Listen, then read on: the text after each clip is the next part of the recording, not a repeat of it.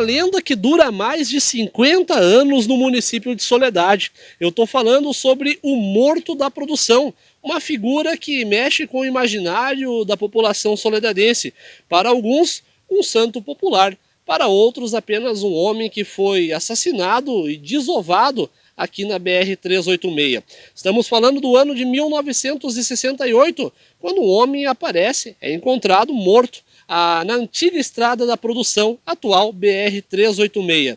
De lá para cá, muitas pessoas acabaram colocando ele, então, como uma figura santa, uma figura que opera milagres. Mas quem será que foi o homem que está enterrado aqui no cemitério de Soledade, conhecido como o Morto da Produção? Nesse quadro de hoje, nessa matéria especial, vamos falar um pouquinho sobre essa figura ilustre que mexe com o imaginário da população soledadense.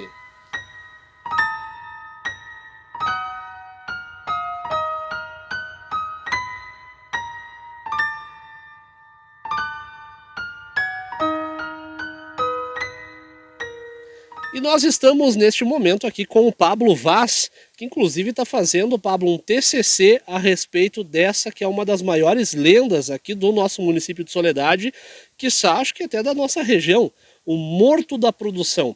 E eu queria que tu falasse um pouco para quem está nos acompanhando em casa, quem de fato foi o Morto da Produção e qual o impacto cultural que essa figura tem para o nosso município nos dias de hoje.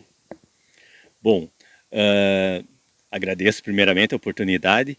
Ele é um personagem muito importante da nossa relação folclórica e religiosa, porque cada vez mais as pessoas acreditam nas ações que ele faz, né?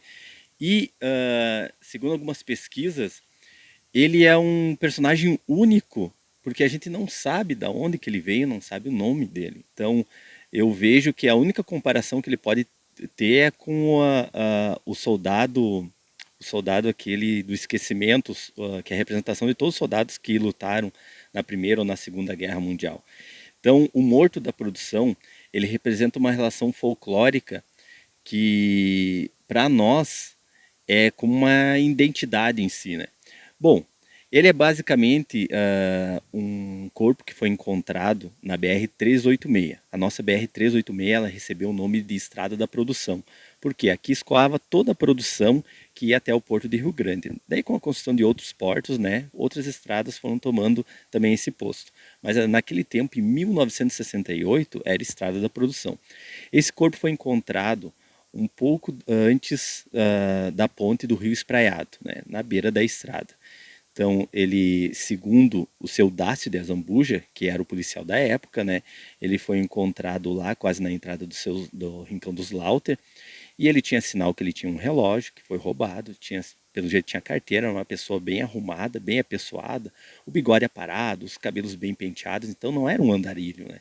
Então, ele tinha... O tiro foi dado atrás da orelha, né? Então... Isso até eu vou te cortar aqui nesse momento, até porque quando falo em Morto da Produção, tem muitas pessoas que não sabem disso, né? Inclusive eu, desde que eu estou aqui em Soledade, já ouvi várias histórias de que o Morto da Produção não tinha sinal de ferimento, de que ele foi encontrado morto sem nenhum sinal de violência.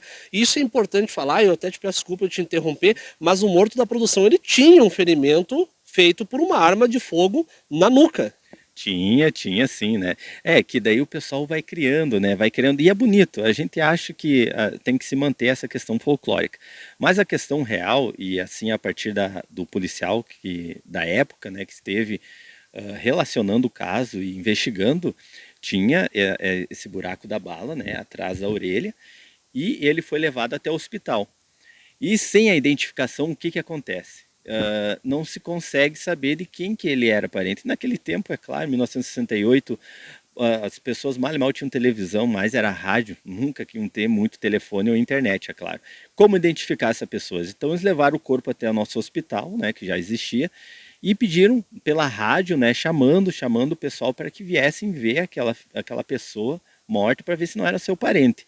Então se deu uma romaria, né? Naquele tempo não tinha muita TV, o pessoal, vamos lá ver o tal do morto.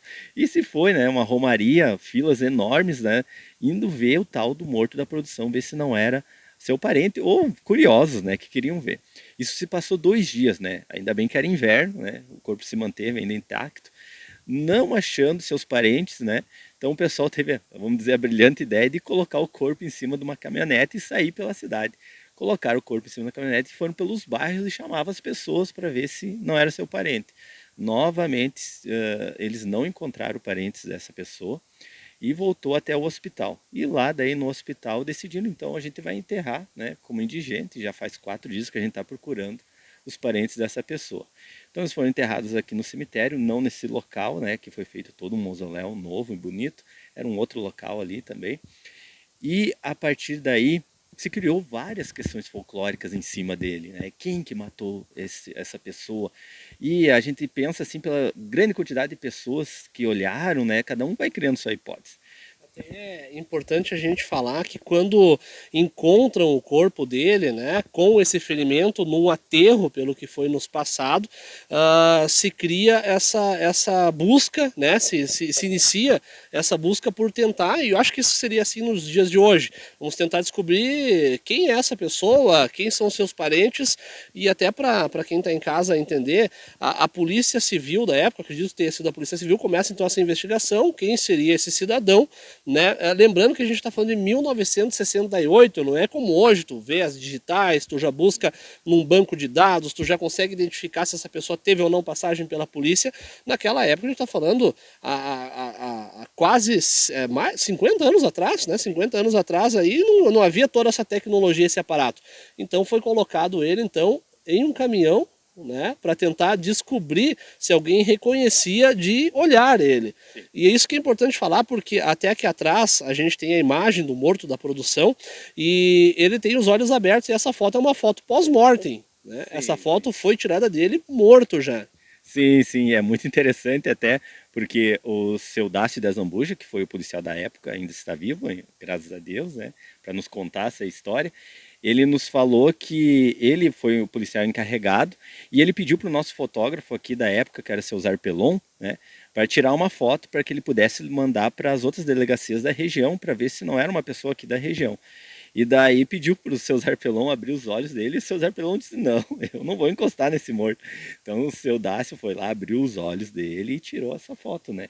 Daí essa foto é o único registro que a gente tem dele, né? Essa foto foi publicada tanto no jornal O Paladino e foi mandado, segundo o seu Dácio, para todas as delegacias da região e muitas do estado para ver se reconheciam ele.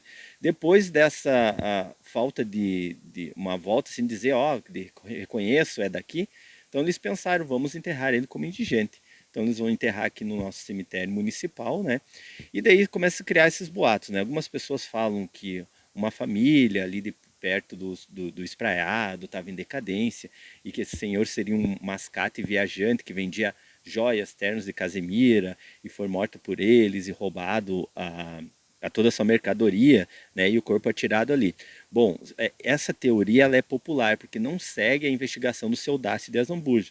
Seu Dácio, ele fala muito na relação em que ele era um taxista, porque ele fala que um dos braços era mais bronzeado que o outro, né?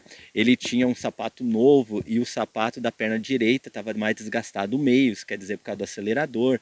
Então ele acreditava e tinha uma testemunha que viu um Fuca táxi passando com uma pessoa dirigindo com essa descrição, a testemunha aqui de Soledade naquele tempo, que era o porteiro ali lá no alto, era o porteiro do cinema, que disse que viu um Fuca táxi, que não era comum aqui em Soledade, passando com uma pessoa com a tez do morto dirigindo, e depois passou de volta com outras 2 pessoas dirigindo em direção a Barros Cassal, né, que ali tinha acesso a Herveira, Santa Cruz. Então o seu Dácio vai mandar as fotos para essas cidades e não vai ter nenhuma resolução.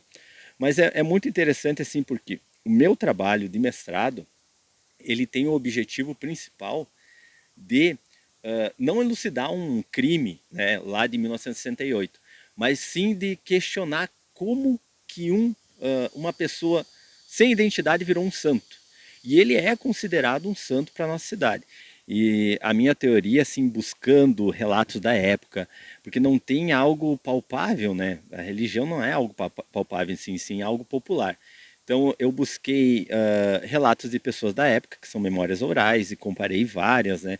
Busquei muito a questão de jornais da época, nós temos no nosso museu histórico lá vários jornais da época, e juntando essas peças, eu criei uma teoria, né? Olhando o jornal da época, isso, 68, 69, 70, 71, Soledade passava por uma grande dificuldade econômica, porque muitas cidades estavam se desmembrando, Fontoura fazia parte de Soledade, estava se desmembrando, Arvorezinha, e algumas outras cidades. E então, a nossa arrecadação diminuiu muito. Então a gente passou por grandes dificuldades financeiras nessa época. A gente vê pelos editoriais dos jornais antigos, né, que relatam lá de famílias inteiras pedindo comida nas ruas, ali perto do Natal, tudo mais. O morto ele foi enterrado com esse pseudônimo, né, Morto da Produção, porque foi encontrado na estrada da produção. E ele ficou com essa ideia.